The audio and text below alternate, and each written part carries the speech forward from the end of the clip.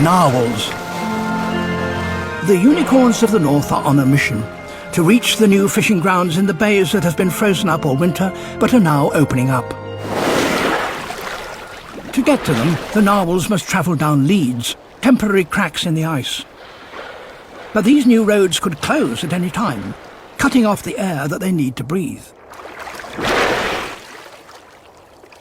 The road narrows until there's barely room for one-way traffic. Then, a surprise.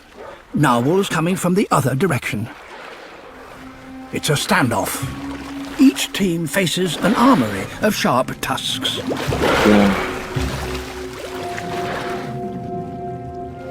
Finally, one side concedes, and everyone continues in the same direction. Within a week, the remaining bays break wide open, and the narwhals turn their attention to social matters. No one knows exactly what the narwhal's tusk is for.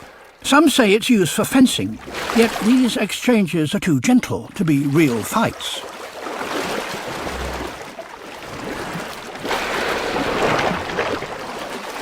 Perhaps these encounters are to remind each animal of where it stands in narwhal society. We may never know.